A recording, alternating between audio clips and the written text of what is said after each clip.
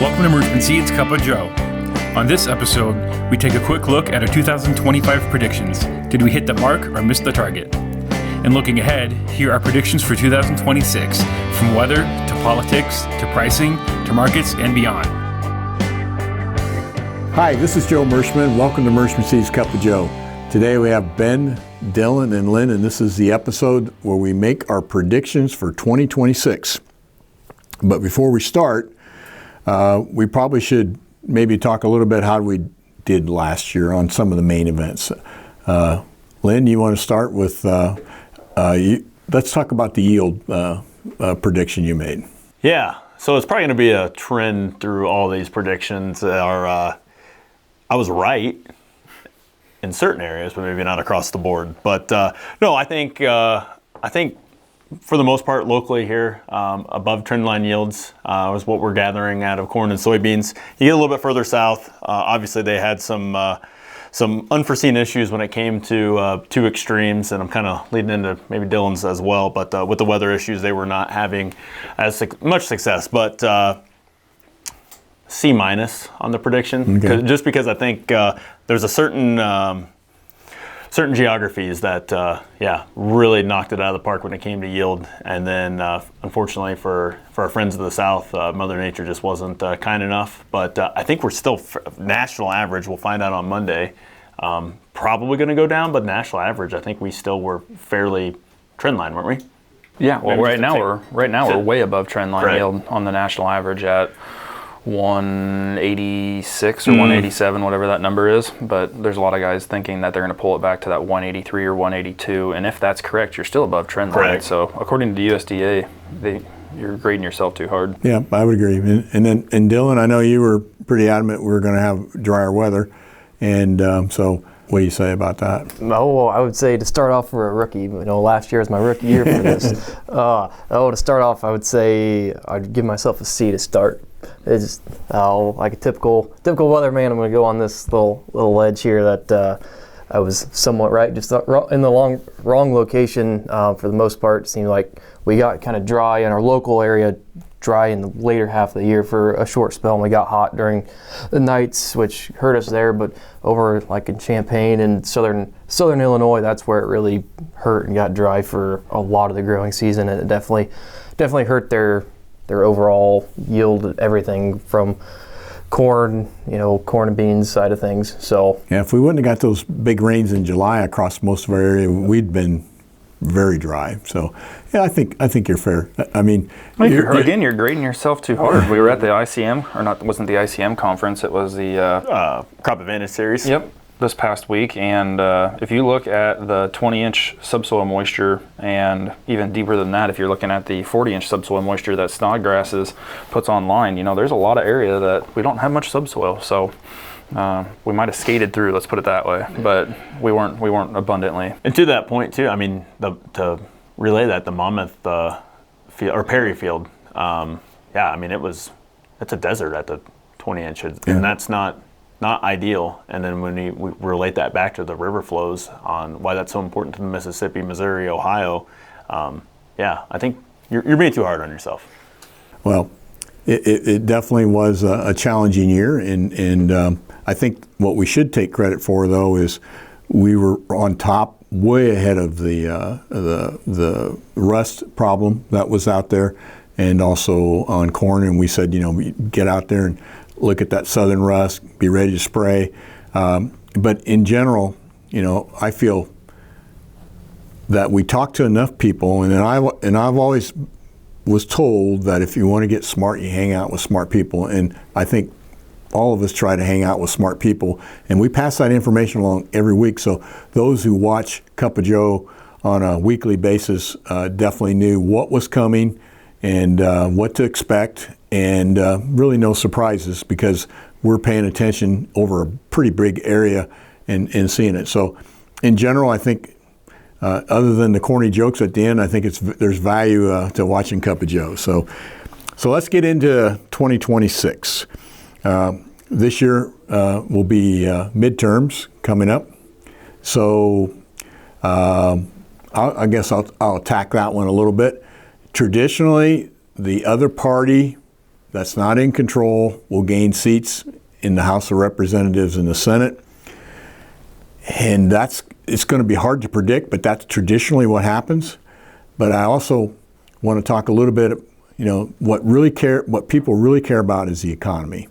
And as much as you like or don't like Trump, he knows how to run a business, and he's running this country like a business, and he's trying to get the cost of energy down.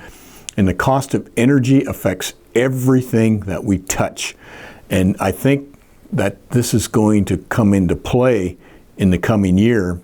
We're fortunate in Iowa, we have the second lowest gas prices in the nation, mainly because of ethanol, access to ethanol. But I think that it's going to be better than normal when it comes to midterms in terms of loss of seats.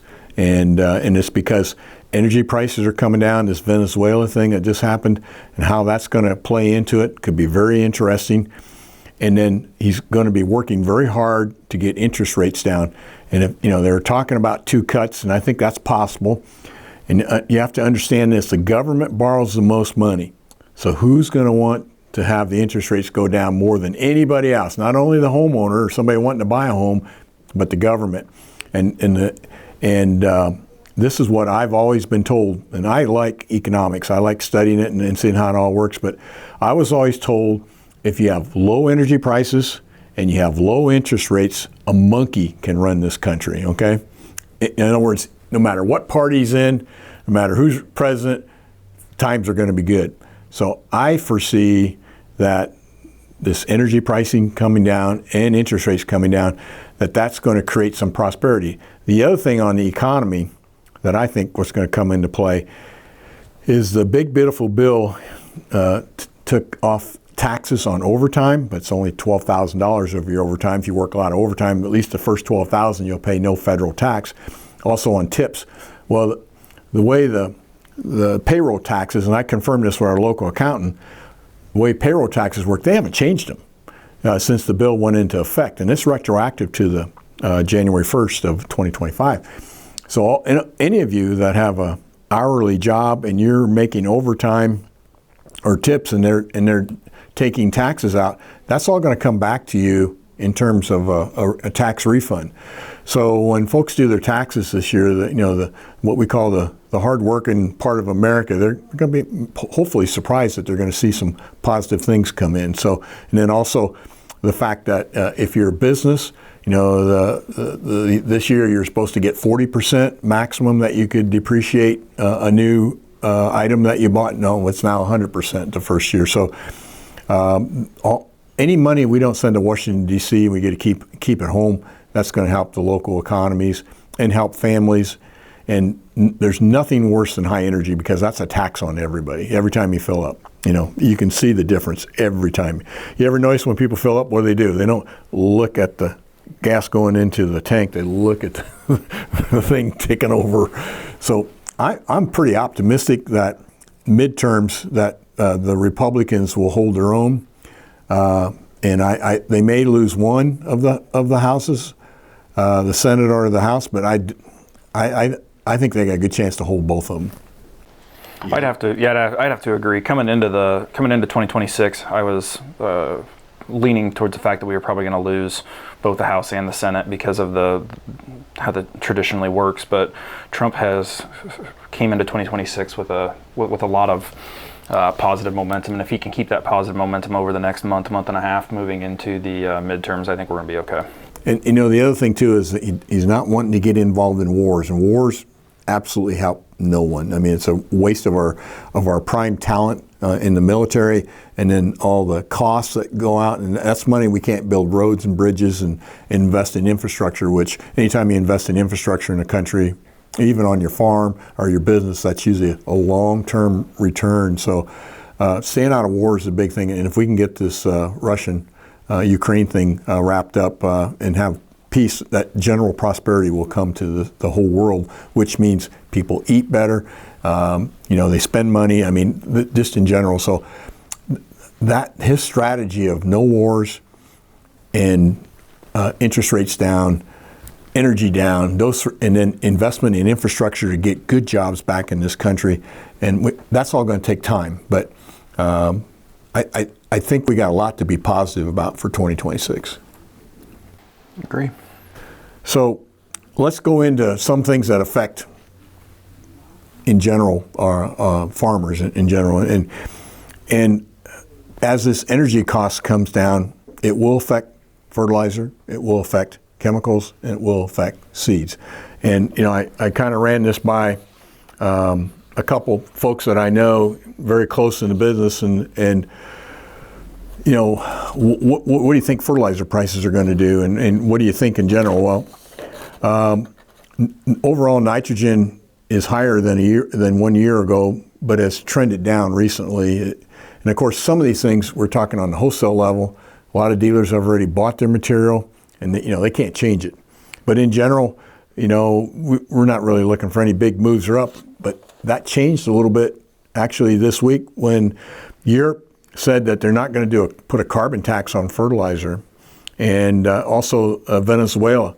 The fact that we're involved over there, they have a lot of cheap natural gas, and but the question is, how fast can this all turn around and everything? So these things could cause prices to either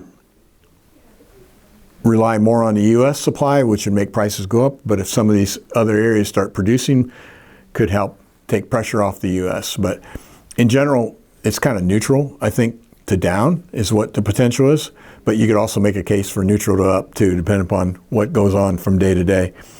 On phosphate, the price is about the same as it was a year ago. It recently moved a little bit down from fall highs, and sulfur and ammonia used in the production of phosphate are both higher, so that goes into the price of phosphate. So, and sulfur is the one that's really expensive. It's almost 3 times higher in price than it was a year ago. So the trend right now on phosphate is flat to slightly down, and on potash is higher than a year ago, but also starting to weaken a little bit.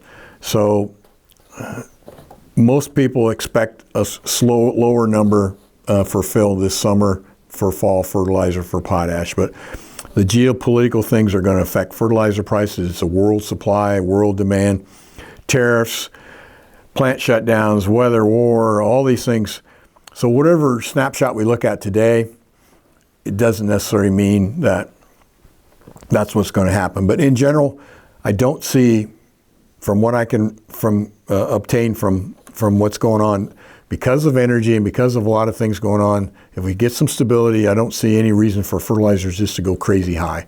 I just think that we're going to see status quo, up, down, a little bit of movement, but nothing that you have to worry about. We did notice that farmers this year have not put quite as much fertilizer on this fall. Some of them haven't bought any fertilizer at all, and it's because of cash flow on the farm.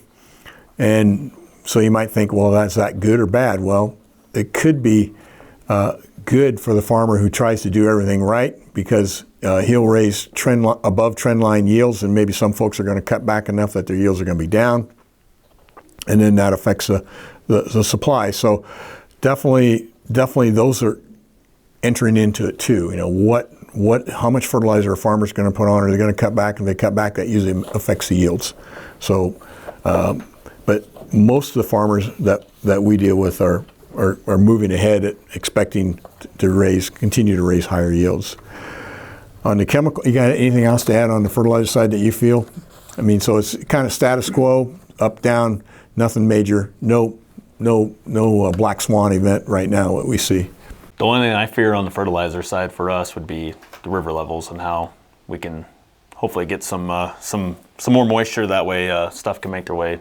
That would primarily affect the phosphate. I know they were talking yesterday at the crop fair about dredging operations on the Ohio, and below Memphis wasn't too bad, but we are, was it 4 years in a row that the whatever rock on the river, Tower Rock. Yeah, that was an anomaly, and now it's the expectation. So my fear is that if we keep continuing that cycle, at some point it's going to take a pretty big rain event to supercharge the subsoil moisture that helps to make sure our flow on our rivers are taken care of. But That's down by Memphis, Tennessee, right? Is that what they said? I think St. Louis. St. Louis. South St. Louis. is where that It's a Table Rock. great big piece of limestone that comes out of the river channel normally. Yep. But now you can literally walk from shore to it, and because the channel's on the other side, and not that many years has it been totally exposed where you could walk to it.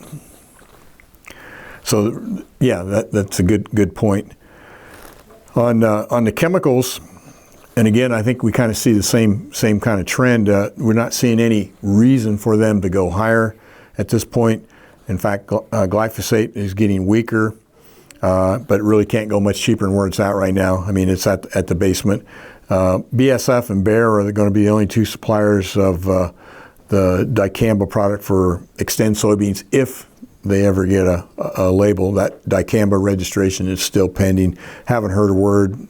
Syngenta is chosen not to participate in that herbicide market anymore. So that's down to two suppliers on if there would be a market for dicamba over top of Xtend soybeans. Glufosinate supply looks adequate. Price is trending flat to maybe a little bit softer, but not much. So pretty much flat, and supply looks good. Enlist herbicide price is stable and supply is good. So there's no shortages there. And the big thing, and we kind of heard about this yesterday, is some of the pre-emergence products. Pyroxysulfone. Yep, pyroxysulfone. Sulfone is known as Zidua, Authority, and Anthem in the brands, is officially generic. And we're not sure where that price is going to go, but it will definitely affect not necessarily this year, but next year. And we could see prices going down in that area next year, not this year, which may cause farmers to look at their rates a little bit, maybe use higher rates. And then yesterday at the Crop Fair, Crop Advantage Series with Iowa State, they were talking about the combinations seem to be the most effective rates, the premixes of these types of products, as far as weed control. And that was from the Iowa State weed scientists. So that's one that we know that should trend lower after this spring as they build a supply of the generics up. The other area that they're looking for some devaluation as time goes on, and that's some of the corn pre-emergence herbicides. They expect them to get cheaper at the farm gate, and that's really going to come into play a year from now too. But in general, no reason for herbicides to go through the roof, inflationary. In other words, we're looking for flat and then pressure to move down. Yeah, I would agree with just talking to a few suppliers for like our own farming operation, looking at like a per acre basis based on what like we used last year and just comparing. It seems like most products are about the same. There's a few products that maybe shot up a buck or a little bit, but then a product that's also in the lineup it dropped in cost. So I mean your per acre cost is probably going to stay relatively close to what we did last year, I would say. Yeah, I think there was a little bit of, I wouldn't say a crime of passion, that's not the right term. There was a real cost on some of the tariff issues on getting some material into the United States, but when you couple that with the way that the commodity prices are looking, there is a duty by some of these supply companies to basically force a reckoning, like they have to lower their costs or guys just aren't going to use their chemistry. So we're able to Joe's point, I think we're able to offset some of that by, yes, there was a stabilization after the tariff, or they were able to find ways, and talking with some of our suppliers, is they were able to go out and find different products or different potential modes of actions that had similar efficacy that were American made, and was able to keep cost in a general area that's not absorbent, but still a little bit up. But yeah, as everything good businesses know how to adapt and change, and all these folks know that they're going to have to make some changes, short of a black swan or a force majeure type issue. But yeah, not surprising on that at all. And we saw the same thing, that certain parts of the portfolio went up just a little bit, but another portion of the portfolio went down. So the average acre cost is relatively similar. Yep. Yeah, from a chemical perspective, like what you guys are talking about, a lot of the chemicals are in the basement for what the costs have traditionally been over the past 10 years. So the chemical cost isn't what's got the farmers, our customers all wound up, in my opinion. It's land cost, it's machinery cost, and it's fertilizer being higher than what it's traditionally been. So guys are definitely moving chess pieces around and looking at the balance sheets a little bit closer. Well, that brings us to seed. We know a little bit about that. And, we don't know what the majors are going to do on royalties and genetic fees for next year, but I would anticipate that the industry in general is getting pressure to stay flat or create more value, and we will be creating more value with our Starting Line Plus in the coming year. With everything that we sell for next year will have Victrato in it as Starting Line Plus, and then so we will continue to try to create value.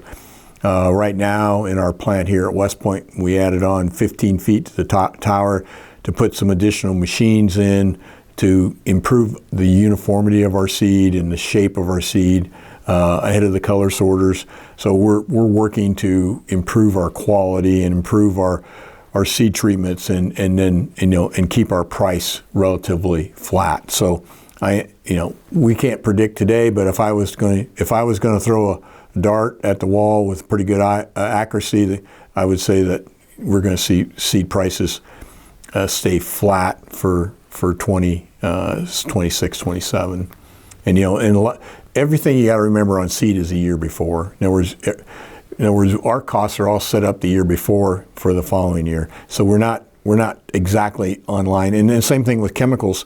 Chemicals, the lead time is 18 months on a lot of these herbicides. 18 months ago, they had to decide, okay, how many gallons do we want here at this spot at this time? It takes 18 months. Fertilizer is many months too, because of you basically got to restock the supplies from the distributor standpoint in the fall for spring, and then in the summer for the following fall. So there's all this lead times, and those things all enter into it. And as energy costs come down, they'll start playing into all these things. But I can tell you, as a supplier to farmers, the pressure to keep our prices as competitive as we possibly can is huge. It's huge. And we talk to farmers every day, and we know that it's tough right now on the farm, and we know the economics, and so they're looking for ways to save money or to improve their margin, and margins right now are tight, very tight. So anything else you want to add on seed? Yeah, you basically hit it all. Yep. And if you're not familiar with Victrato, it's a new product from Syngenta that has activity on cyst nematodes, sudden death, and also red crown rot. And it is specifically just introduced, in, like say in our case, we already have some of our Saltro in the system, but we're bringing Victrato into our system and trying to focus it into the areas where red crown rot is. So that's where what we're doing right now. Well, that gets us into, let's talk a little bit about grain prices. Where are they going to go? And I know Turk was always our anchor man on that, and so now we're kind of soloing it here, just about like this is our rookie year, Dylan, for trying to say where these prices are going to go. And one of the best things that I ran across was from U.S. Commodities, and we'll put that up. And this was given to us, just maybe like less than 2 weeks ago, and it just gives you the outlook for, based on that particular day when they printed it, if you're bullish on corn, you're neutral on corn, or bearish on corn. So it gives you some range, and of course, we also got the USDA projections, which we'll put those up too, and again, that's all going to change on Monday, but this is what we have as of today. And Monday, we'll revisit it if we see substantial changes. But for 2020, 25-26, it's $10.50 on soybeans, the average price, $5 on wheat, and $4 on corn for 25-26. For 26-27, they're saying $10.60 on beans, $5.20 on wheat, and $4.25. So they're projecting kind of a slight movement up as time goes on, but those are averages. And as you know, averages are highs and lows, so there's going to be opportunities more than 10.60. But again, you can go back to the U.S. commodities sheet and look at, are you bullish, neutral, or bearish, and kind of set your brain on, what is the top end. And just to know, the all-time high for corn was August 10th, 2012, March contract, $8.49. And the all-time high for soybeans was in 2012, 2013 at $17.89. So, we'd love to have those prices back. But if I remember correctly, at $17.89, the basis was almost 89 cents in this area. And I think we did a few growers that sold some $17 seed beans to us. But in general, it's a blink of an eye sometimes, those high prices. So, but anyhow, the trend is kind of status quo right now, I think, on prices. And so you got to set your costs and expectations and then try to get above average. Anybody see, and again, Ukraine is a big factor. China is a big factor. I mean, we just on the sniffing that China was going to buy beans, we ran beans up right after harvest to $11 in the cash market. It's retreated since then, but you gotta stay sane. I think I heard when it comes to marketing grain, the folks, Van Trump said, do you want to be right or you want to be profitable? And I think you got to forget about trying to be right, hit the highest number, but be profitable. And that's what the focus should be this year. And I think that's good advice, because I know he was saying he sold his gold, because when it hit $4,000 an ounce, he sold it all. I made a profit, May not hit the high, but I made a profit. So I'll be the one to make the Turk prediction. I am, based on the U.S. commodities, I would tend to agree with their neutral conditions on corn. I would actually be a little bit bearish on their number, bearish on beans. And I think they nailed it in the article there. And talking with guys down south, I think we're seeing early indications and conversations that beans and canola for them seem to be a crop that they're, if they're going to eke out a little bit of a profit, it's going to be in those two crops, or potentially they're going to lose less money than raising a corn crop. So I think that's going to have some downside detriment to the supply on soybeans. Obviously, South America is going to be the big detriment. But what scares me or not scares me with South America is I think they're getting a little bit more consistency in their crop. They're kind of, I guess, a little bit like what we've experienced here. They have some adverse weather conditions, and they still end up raising a pretty good crop. And I think the days of wishing ill will on them is probably still here, but it seems like they're able to survive with it. So I'm a little bit bearish on the bean side of it. And then wheat, I'm probably leaning neutral. I think from our numbers that we're looking at from a sales standpoint, and then who we talk to, that the wheat acres in the United States are down from that standpoint, and that has a little bit to do with weather issues in the South. I think some of it, wheat double crop can be a little bit of a endeavor for some folks if they're not used to it. So with those acres being potentially down, I think we have a ability to see some upside, but if the Ukraine-Russia thing gets figured out and there's more wheat acres in the Black Sea that hits the correct channels, I'm sure it's probably still going out there in different flag boats. But if some of that stuff stabilizes, I think there's some noise in the market that brings wheat down. But I think from a domestic standpoint, we were one of the few wheat companies, and talking to one of our suppliers that experienced near flat wheat sales to maybe at one point slightly up, and a lot of our competition wasn't experiencing that. So tells me not as many wheat acres out there, but wheat is another one of those that's kind of experiencing that same corn and soybean, that we're seeing such a huge genetic gain in yield that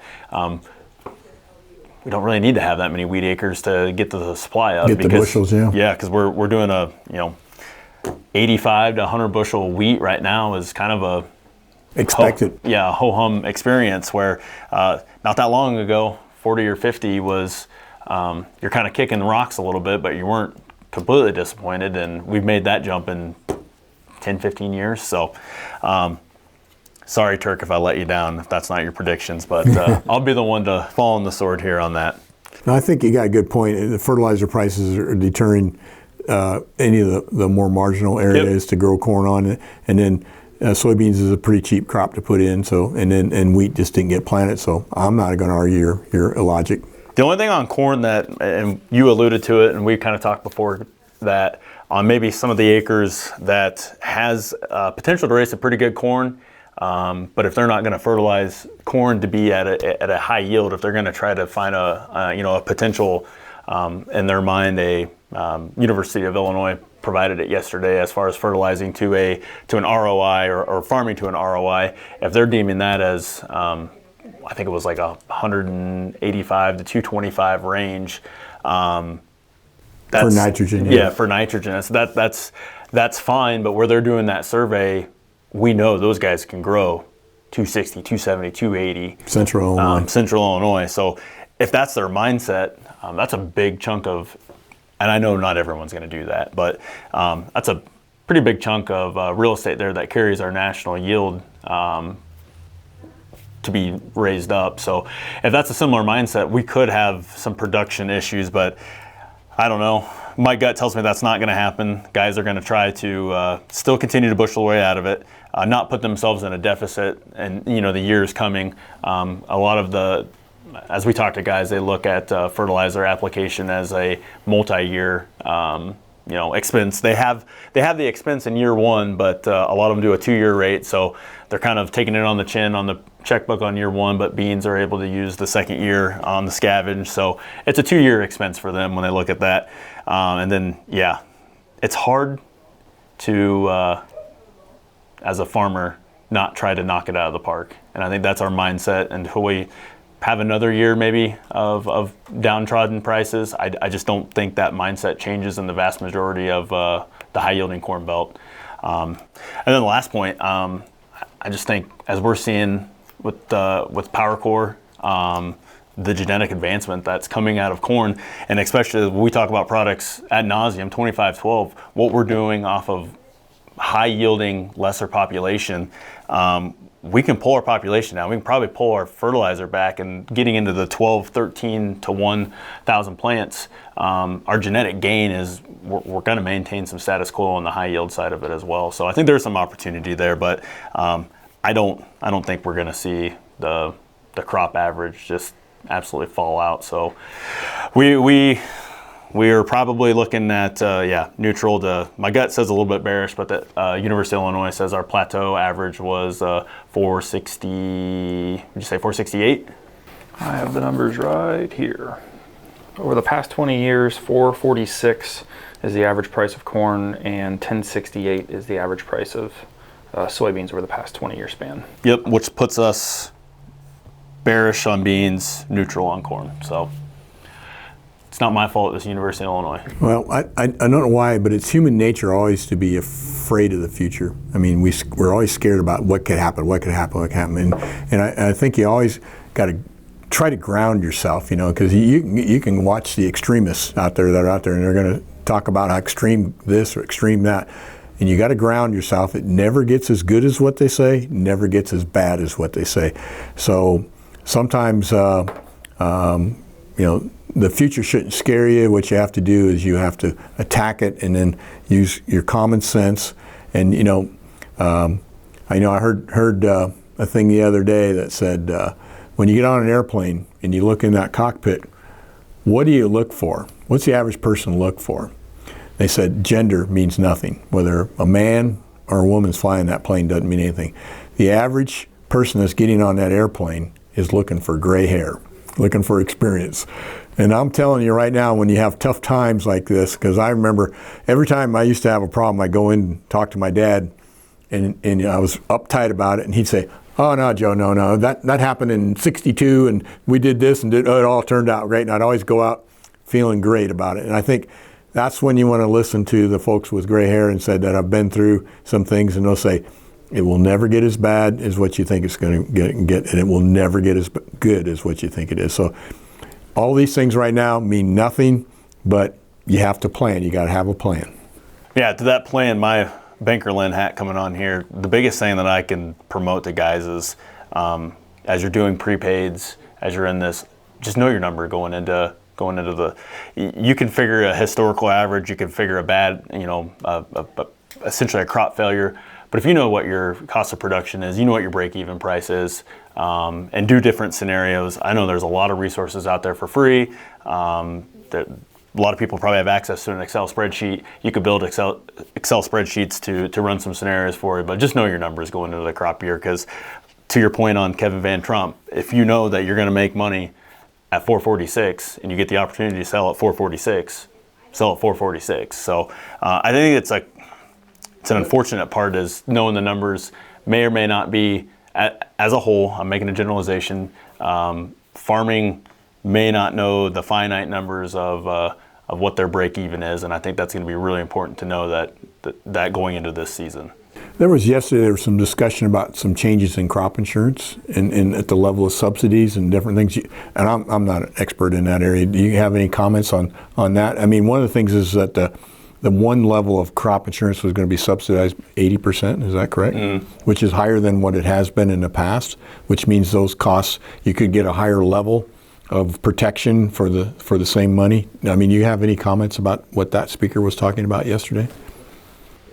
Well, I just know that they have the SCO, which is the supplemental coverage option, and then the ECO, which is the enhanced coverage option. And I did some of the enhanced coverage options. So you can actually insure at a lower level, but you can buy this subsidized at 80%, this enhanced coverage option that will kick in certain scenarios to help, whether that be a yield or a price portion of things. But one of the things that I did find interesting from that discussion was that they believe, the USDA believes, or certain university government style agencies believe, that the ARC PLC payment will be $50 to $60 an acre on average over the entire growing belt for the United States, and we haven't had a $50 to $60 per acre average for ARC PLC in many years. And that's for 2026, right? Yep, that'd be for the 2026 crop, and that'll be paid out sometime closer to late summer, early fall, I believe. Like October. Yep. Projection. So yeah, that's another number to put in your cost production, predictions, Anyhow, so there's some things going on with crop insurance. You definitely want to talk to your crop insurance person about it, and again, some positive news in that front right now, and the government payments will be a bigger part of the profitability for farmers, and rightfully so. We like abundant, cheap food, and it's a good investment. Again, most people that have a full stomach do not want to fight. Okay, they do not want to fight. And you go to the countries that have where the people are all riled up and whatnot. It's usually because they don't have enough food. And I know they talked. One of the countries, I think it's Iraq. The inflation rate's like 50%, and they're all stirred up right now over there. So, if you look at the world thing, there's just a bunch of things that are going on that will benefit the United States. Because if we're not spending money on weapons and wars, that money's going to go into the economy in a different area. So, anything else to add on prices? If I knew, I wouldn't be sitting here. Yeah, I know. Me too. We'd have it made, wouldn't we? But anyhow, that's the challenge. Well, now the topic that we want to talk about to kind of close out our prediction is weather. So, when it comes to weather, that's probably the hardest thing, and it's one that affects our yield so much. But we do have a weather forecast that's 60% right based on history. And that comes from Joe Berkey, our Merschman area sales manager in Strang, Nebraska, which is in southeast Nebraska, a little around York, Nebraska. And anyhow, we're going to post that up there, and this is called the onion test, which you may find this absolutely crazy, but what Joe does is take 6 white onions, he cuts them in half, he cores them out on New Year's Eve, he puts some salt in each one of those cores and lines them up left to right, and I've done it, and basically you go back the next morning and you read them. You put them out on midnight on New Year's Eve and then read them at, I believe at 6 a.m. or the following morning.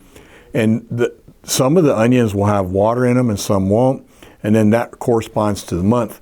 So we're putting it up to show you what he says, and then he's also put a numbering system. 1 would be, if he says damp, that'd be the drier side of damp, and 10 would be the wetter side of damp. So if he says damp, and he has, like, for example, January, he says damp 4, that means it's it's damp, but not really, really damp. But anyhow, April he's got as a damp 4, May is a wet 10, June is a dry 2, July a wet 8, August a wet 6, September a wet 7, and October a dry 2. We'll put this up, you can look at it, then you guys can rate this, how this turns out. But I do know that Joe's dad, Jim, one year did the test, and it said April was going to be dry as heck, and he went out and planted all his crops in April. None of his neighbors were planting. None. He had them all in, and then May 1st rolled around and it started raining, and nobody planted till June. And so it made him a lot of money. And then all of a sudden, everybody started following the onion test. So we'll see how that all turns out. But that's one of the, something that goes back, they believe, 3,000 years that maybe the Chinese did as a weather prediction. The other area that we've done when we came to weather was we used to have a sales manager who passed away. His name was Dick Moore, and his grandfather taught him to look at the signs of the moon and predict when it's best to plant above ground crops. Well, we don't have Dick's expertise anymore, but I was able to find a Farmer's Almanac calendar that does give planting dates based on the signs of the moon. And we have these calendars, and if you want one, if you just email merseeds@merschmanseeds.com, we'll send you one until we run out of supply of them. But it does give right up here the planting dates for above ground crops, and in April, the best time to plant is the 17th, 18th, 21st, 22nd, 28th, 29th, and 30th. And then if you go to May, it's going to be the best time to plant is above ground crops is 18th, 19th, 25th, 26th, 27th, 28th, 29th, which kind of corresponds to Joe's onion test that says April is going to be a little bit on the drier side compared to May. So we'll see. But anyhow, we're just trying to stack all the odds. I mean, if we had a Ouija board and a crystal ball, we'd be using them too. But anyhow, it's just interesting. I just find different things that people predict. And the Chinese New Year's coming. We're going from the wood snake to the fire horse. And the wood snake was the year that you shed everything, all your bad things. Like the snake sheds its skin. And then, of course, the fire horse, it's going to be a prosperous year. So looking, we didn't get the Ouija board out, but I think 2026 is going to create some great opportunities for the farmer if he manages everything correctly. And guess what? Nothing's changed. That's the way it is. So do you have any weather predictions? Now, it sounds like it's going to be kind of a repeat of last year is what it sounds like. That window in April, and then we turn wet. So in June, and then July wet again, and then August, up in the air. So, yeah, based on this Illinois State climatologist from the meeting that we had yesterday, they're talking. We're basically from now till spring, we're going to be in a weakening La Nina that usually puts wet in the Ohio River Valley, equal chances everywhere else. And that's going to kind of halfway fade, and then basically the center portion of the country is going to be in a fading La Nina going into El Nino, potentially is what the forecast looks like right now. It just basically puts us at equal chances. So be prepared for anything, tight planning windows. And remember what Elwin Taylor used to say when he used to talk at our meetings? He'd say, wherever there's a drought, within 200 miles there's a flood. and that could be a flash flood, just boom, and that holds true almost all the time. So it's going to be variable. Correct. One of the things that I did want to point out, or it's something that they talked quite a bit about, because he's also on the water board, or he's in charge of a lot of the how the water moves with the soil and soil moisture profile and all that good stuff. Pay attention, and we kind of already focused on it at the beginning of the episode, but Snodgrass has his 4-inch, 15-inch, and 40-inch soil moisture on his weather outlook that he has. University of Illinois has their own set of data that you can look at. Iowa State has their own set of data that you can look at. I'm sure Missouri has something as well. But pay attention to that subsoil moisture, because that subsoil moisture is going to be the ticket for getting the crops. I mean, spring is one thing. We want drier conditions in spring, but getting the crops through July, August, because if we go into the spring with a full soil profile of moisture, I have heard old timers say that you can darn near get to pollination without having any additional moisture. So if we go into the season with a full profile, it usually helps us buffer a lot of the heat and drought stresses that come earlier on in the growing season. One of the things the weather person talked about was the opportunity to participate in a national program with official rain gauges. Yep. Do you guys familiar with is it Kokora? Kokora. And they say why it's important to participate, and I guess you have to buy a $35 rain gauge, but then you send in through either a text or through the website your official rainfall, and then this goes into the national database. And so, for example, if your county, for example, is extremely dry, and then when they come to some of these government payments and programs, they say, well, you weren't dry. Well, they didn't have any individual data for there to support that. So if I was a farmer, I think I'd make that investment and help the government, because right now they use radar estimated rainfalls, and they usually overestimate the rain. Well, one of the things that I found that was interesting, and local viewers will understand this, but basically we have two different satellite stations, one in Davenport, Quad Cities, and then we have the other one in St. Louis. Those are the two closest satellite for measuring radar. And there's a hole in between the middle of them that's kind of down there in that Quincy, Illinois area, where a lot of the radar indicated rainfall reports and things of that nature aren't near as accurate because they're that far away from the different measuring mechanisms. So I found that interesting. I'd never heard that before. Yeah, so it goes for tornadoes and everything else, or they might be missing something. So if you're in the black hole, you might say you better be careful, right? And that kind of went from southern Iowa down towards Quincy. Yep. So anyhow, because of the distance between those two radar stations. So, okay, let's see, is there anything else that we want to add for this prediction issue? Okay. Not that I can think of. Well, as you know, we tell corny jokes at the end because of the fact that a seed company back in the 30s, when they put out their little seed flyer, they would put a joke on each page, hoping that the farmer or the gardener would turn the page to potentially look at his seeds while he's looking at the corny joke. Well, we put one at the end. Hopefully you listened this far to listen to a couple corny jokes that hopefully smile. And I can tell you, I spent way more time trying to do the predictions than I did the corny jokes. So don't expect a whole lot from me, okay? Anyhow, how do elephants communicate with each other? Elephants, you ever think how they communicate with each other? They do it by elephone. Okay? Do you know that we ever wondered, are the moon and the earth good friends? You ever thought about that? Well, they actually are. They've been going around together for years. Okay? Now, what's green and goes to summer camp? So everybody enjoys going to summer camp. A Brussels scout. Okay. You like those, don't you? No.